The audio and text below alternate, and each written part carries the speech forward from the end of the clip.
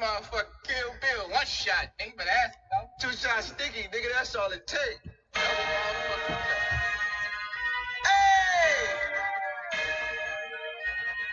That's right. Little sticky, nigga. Cartel Kill Bill. It's still in trouble. Welcome back, everybody. This week it's me, Jack, and Cole as regular hosts, and we actually have the Gruesome Twosome on to celebrate their first victory, career, and in the league. Billy, Ryan, how you guys doing? Doing great. Feeling like a winner, Sam. Happy to be here. Ryan? Yeah, Schmuck, thanks for having us on. We're Big doing fan great. Of the show. Yeah. First of few for them. First of few All right, wins. let's not get ahead of ourselves here. But we're winning out. We'll break into Cole's scoring and see how many wins he gets for the The rest of the year. twosome is winning out. Bold predictions. You guys got anything to say to the league now that you've officially been on the map and want to talk your shit, Bill? Yeah, watch out. You saw what I did to Big Bry. He's limping. Limping hard. Yeah, Dennis might have got a win on the golf course this weekend, but not so much in fantasy this week. Maybe he should have paid attention to his lineup and his backswing. Good stuff, guys. Yes. We'll get into the quick hits.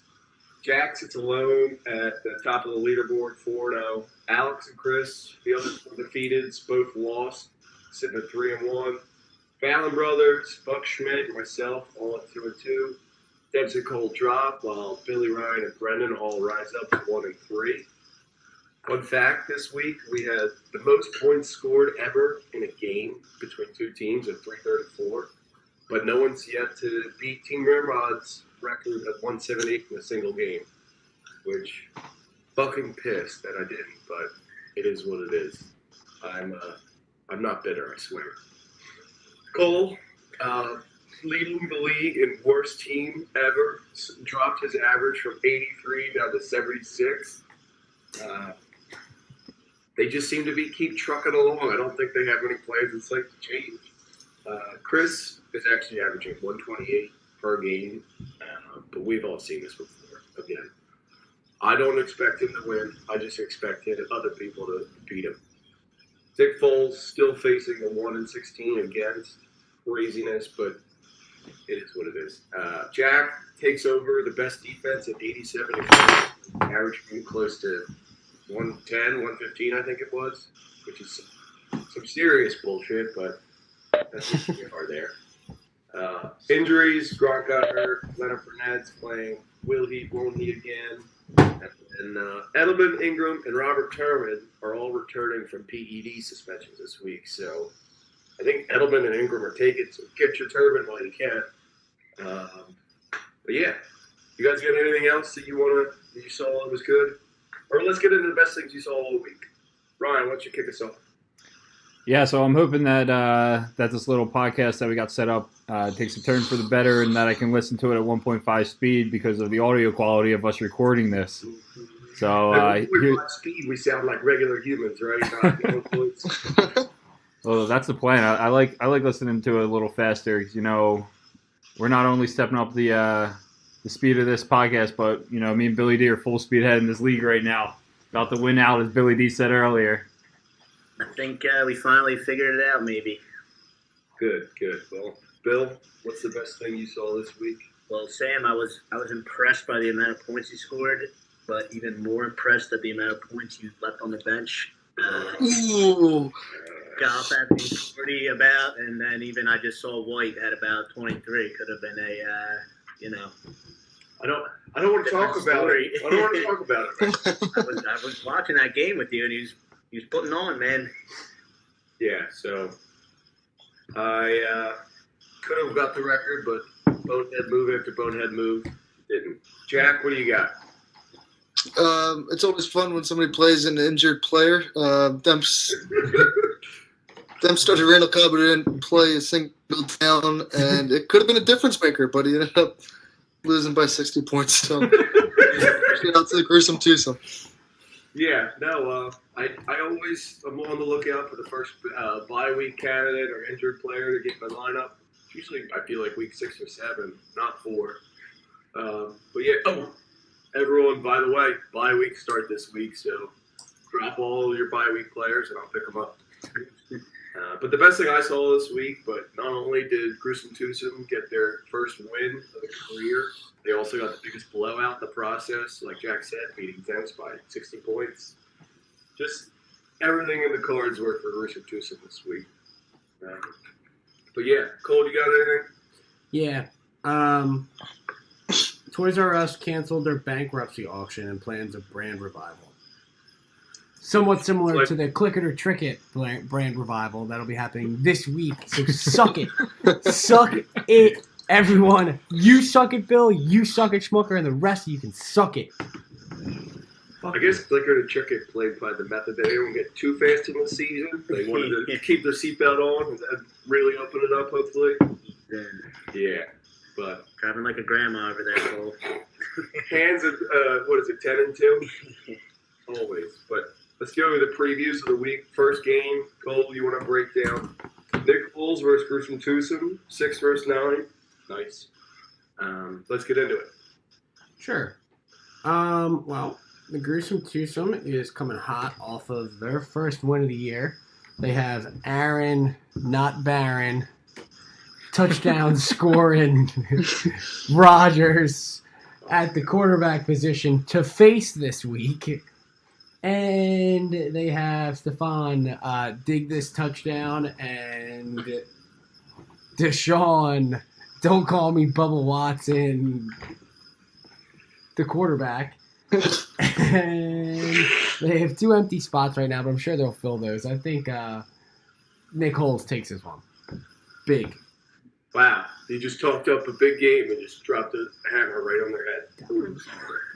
But, do we got a final score projection? 104 to 79. Wow. Big time loss to the Twosome. By the way, I noticed whenever we do fractions, all of our fractions end in odd hundredths place values, which is not possible in our league. We can only end it even. So we'll make notes of that going forward. Next preview, we got LeBron James versus Scott's Tots, 11 versus 3. Billy, why don't you take us through this one? Let's see. Hold on, that's week 4. There we go. Yeah, Brian's looking a little rough over here. I can't comment too much. You got a couple questionable players starting. I don't know what he wants to do about that. And he's got to go up against a team who has proven time and time again that they score big points. And losses. And Gronk's listed as questionable. Is he not out? Is he injured? And he plays Thursday night this week. Do you think he's going to get in? No. So There we go. Bold predictions. that's what I got for Brian. He better make some moves. Does he start Randall Cobb? Yeah. The question. Hold on. Alex is projected 102.86 right now, and Alex does not have a defense in, so should be a great matchup. Yeah. We'll see. We got a final value for you? I'm gonna go with 110 to 79. Really, you're really just opening the floodgates there. So I'll take over the next one. It's Derrick Henry versus Adamzation of Puerto Rico. Derrick Henry has 3 open roster spots. I think cut his kicker, his defense, and his tight end. Did he have? I don't know who he had, but apparently he was not pleased. Coach is making some turnovers, making some changes, especially after a loss to a winless team has no name. By the way, I talked a ton of shit on the team has a name last week. But yeah, right now, who is it? Chris is projected 95. Jim is projected 74. I think tight end, kicker, and defense bring that probably 95, 93. Joe's got both Pittsburgh wide receivers in Atlanta, playing in the Dome, probably poised to have big games. Tom Brady, Thursday night, Indy.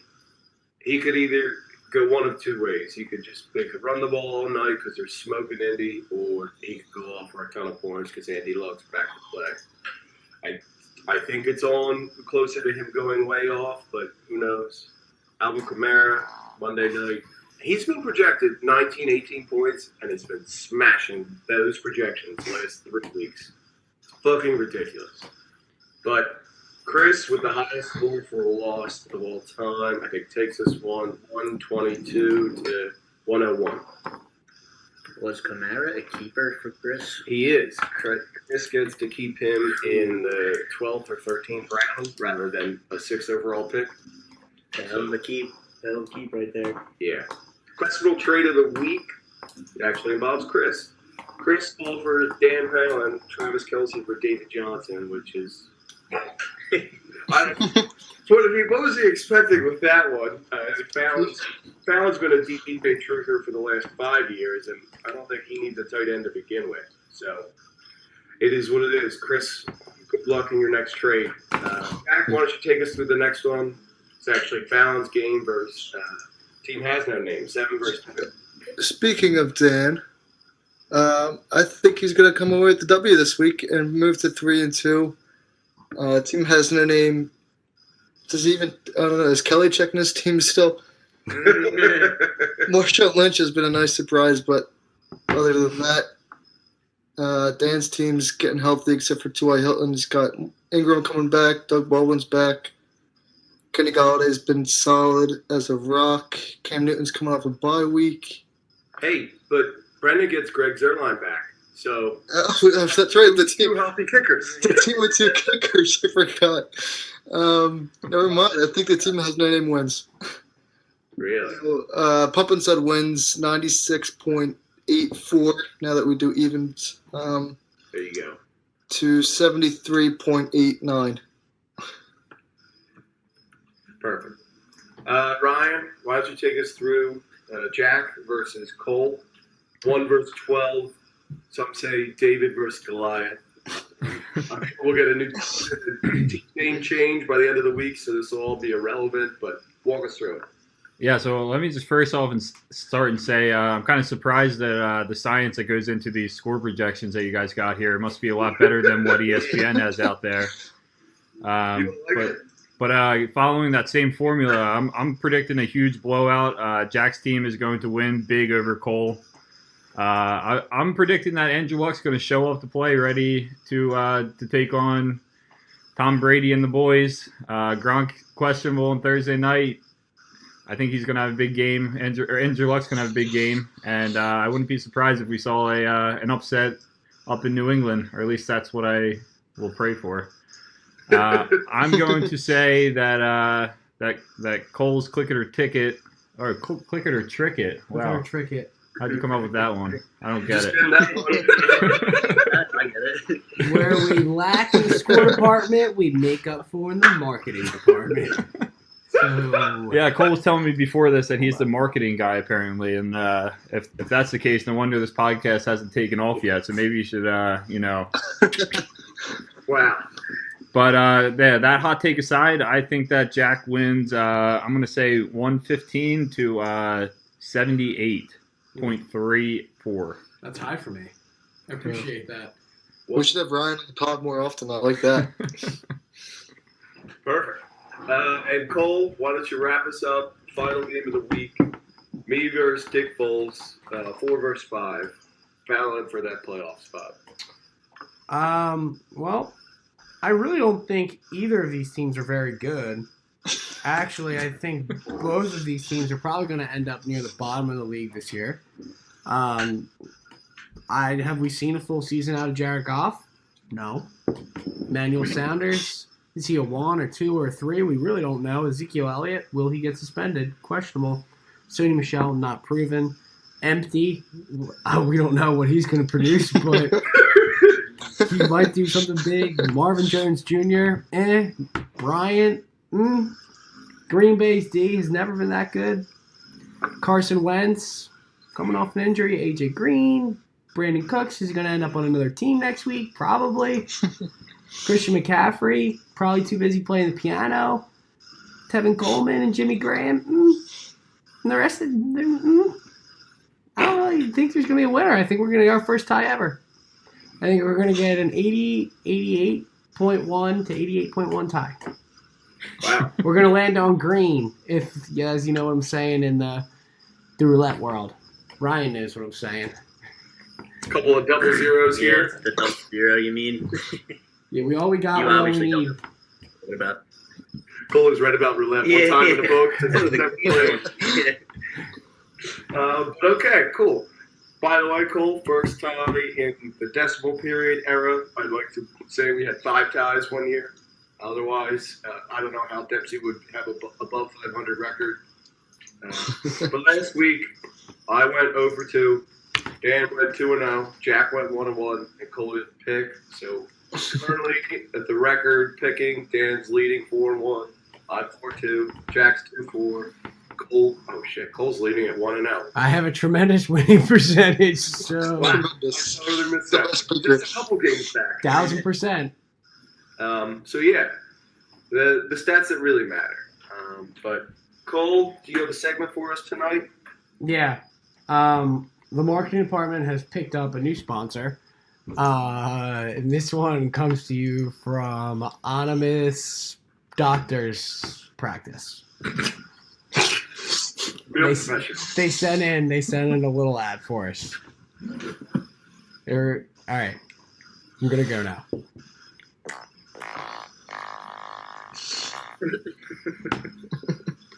You farting too much? You got a little bit too much poop in the butt? You need to come see Matt Anonymous, butt doctor. He'll free up all that gas that you got going on, and he'll give it right back to you. If you want to call Matt Anonymous, fart doctor.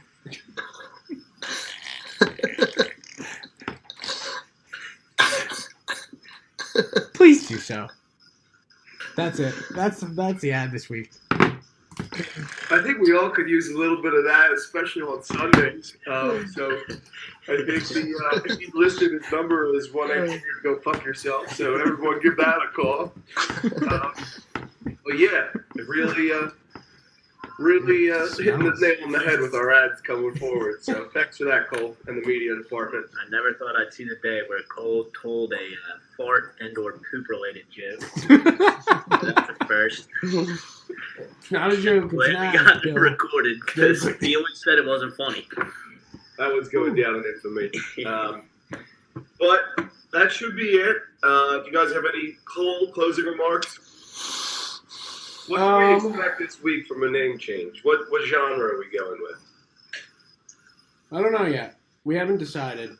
It'll be funny though, as they usually are. Everybody tells me how funny my team names are. Is so- Young Trick taking over the GM responsibilities again? I know there's a lot of inner hostility on that family tree. There'll be a little shuffling. There's something to listen to next week. We'll let you know. Ryan, anything else to say? We're here to stay, and the first couple weeks was just a warm up for us. You know, just getting used to everything, and we actually went and saw Anonymous ourselves. He did a great job. We cleared out all the shit on our team, and now we're on the way to winning out. Perfect. Okay. Jack, what do you anything else? I have a direct quote from Team Click It or Trick It. Take what you want, or take from it what you will. I'm dead up when I say I may have assembled the worst fantasy team of all time. Wow. Breaking news. Fake ass Trick news. is selling the team. Okay, so we'll see what that acquisition's for. It'll Sure. never be worse than Schmucker's team in 2014. Hey, somebody make a trade. There hasn't been any trades yet. Yeah, no trades. Well, I keep sending everything. Yeah. Wait, say that again, It's the worst Schmuck. trade offers of the week yet. I keep sending stuff out, but they haven't been offered for worst trade of the week yet. So I don't know. Maybe they're not too bad. Bill, Cole flies under the radar. He texts people. yeah, Cole whispers his trades. So, but if you get whispers count. Send them in. Bill, closing remarks. Yeah, just wanted to second Ryan's statements. I think we scraped our knee a little bit on the first couple of weeks, but we're here today, and I agree with Cole's sentiment on how bad his team is. So excited to see how the rest of this thing shakes out. Good. We're gonna bulletin board material, baby. Bulletin board material. Okay, guys. Just wait for the Thanks for turnaround. listening. We're looking to have someone. I don't know who we want. We're gonna wait a couple weeks for Chris to lose a couple more, right? We'll pick out of the Bernie's patch. See what all those blowjobs are up to for next week. But thanks for the week. We will see you next week. Later. Back off, Frank. We work very well together, okay? Bruce, do some. Oh,